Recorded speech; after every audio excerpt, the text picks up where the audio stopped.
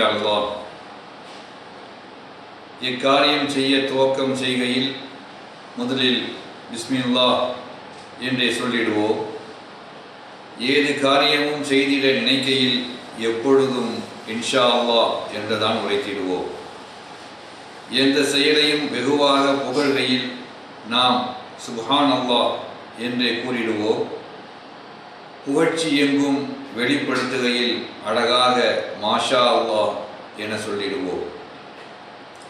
மனக்கவலை மிகுந்து இருக்கையில் யா அல்லாஹ் என்றே சொல்லால் புகழ்வோம். மற்றவருக்கு உளமாற நன்றி நவிடுகையில் மென்மையாய் ஜஸாக் அல்லாஹ் என்றே சொல்லிடுவோம்.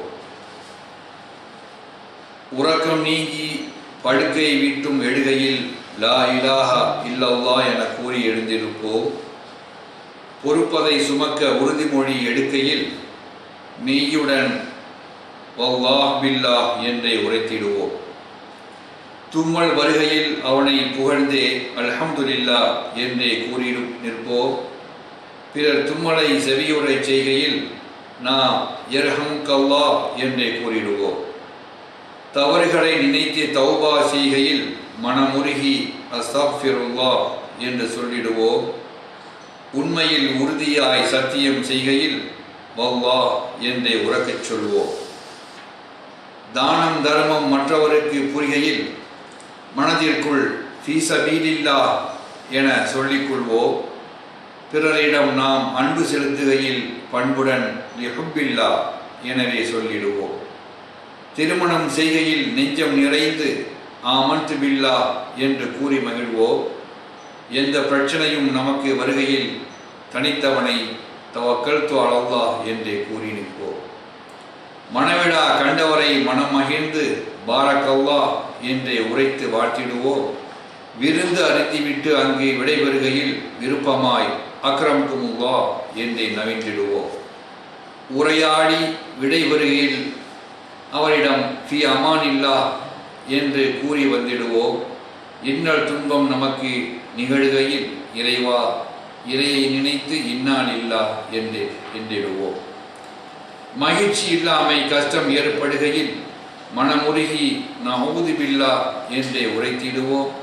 நோய்வாய்ப்பட்டவரை காணச் செல்கையில் ஷஃபாக் அல்லாஹ் என்று நலம் பெற துவா செய்வோம். மட்டில்லா மனமகிழ்ச்சி நமக்கு ஏற்படுகையில் படைத்தவனை ஃபதபாரக் அல்லாஹ் என்று புகழ்ந்திடுவோம். இறப்பு செய்தியை நாம் கேள்விப்படுகையில் இன்னா லில்லாஹி வ இன்னா இலைஹி ராஜிஊன் என்று உரைப்போம். படைத்த ரப்பிடம் பிரார்த்தனை கேட்கையில் பாங்குடன் ஆமீன் என்றே இறைஞ்சிடுவோம்.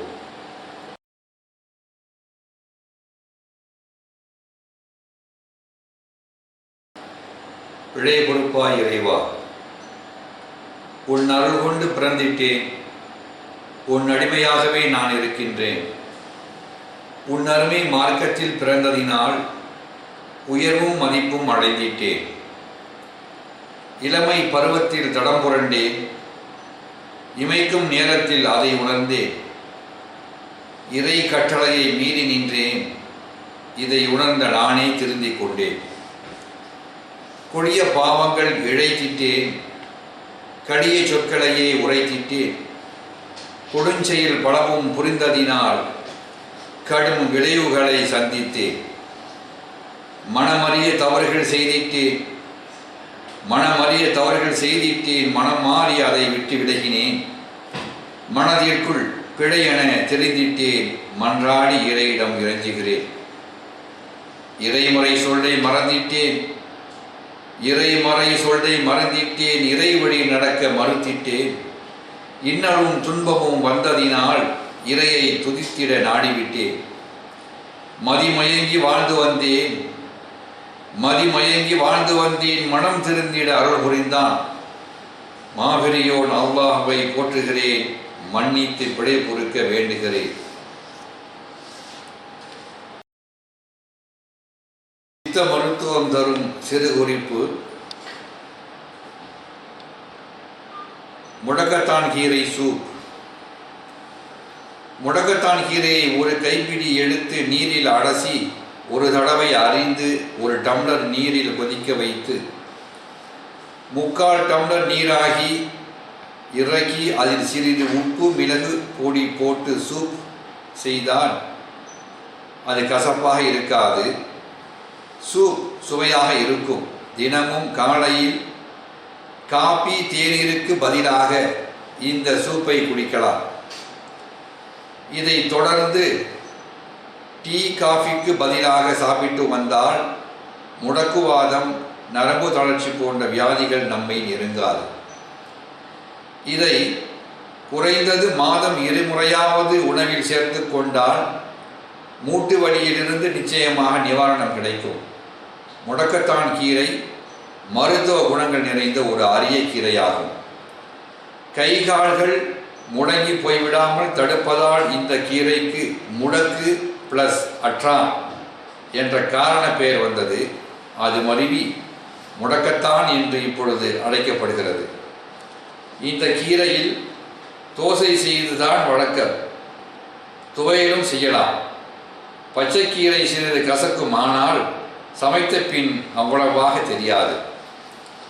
ஆஸ்திரேலியாவில் உள்ள குயின்ஸ் யூனிவர்சிட்டி முடக்கத்தான் கீரையில் உள்ள தாரலைட்ஸ் ஒரு குறிப்பிட்ட விகிதத்தில் யூரிக் ஆசிடை கரைக்கும் சக்தி படைத்திருப்பதை அறிந்து மேலும் இந்த ஆராய்ச்சியில் ஈடுபட்டு வெற்றியும் கண்டுள்ளார்கள். இதன் சிறப்பு குணம், நமது மூட்டுகளில் எங்கு யூரிக் ஆசிட் இருந்தாலும் அதை கரைத்து சிறுநீரகத்திற்கு எடுத்துச் சென்றுவிடும். இதுபோல் எடுத்துச் சென்று சிறுநீராக வெளியேற்றும் பொழுது அது சோடியம் மற்றும் பொட்டாசியம் இவைகளை நம் உடலில் விட்டுவிடுகிறது. இது ஒரு மிக முக்கியமான இணையான மாற்றத்தை நம் உடலில் ஏற்படுத்துகிறது. இதனால் நமக்கு உடல் சோர்வு ஏற்படுவதில்லை, மூட்டுகளுக்கு கனிமப் பொருள் சக்தியும் அளிக்கிறது. முடக்கத்தான் கீரையை தோசை மாவில் கரைத்து தோசை செய்து சாப்பிட வேண்டும். அந்த கீரையை அதிகமாக கொதிக்க வைத்து உண்ணக்கூடாது.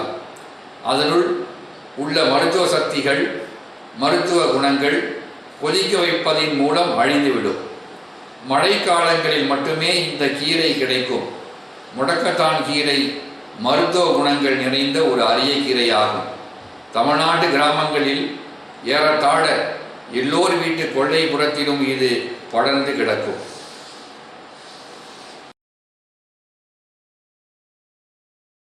பனைமரம்.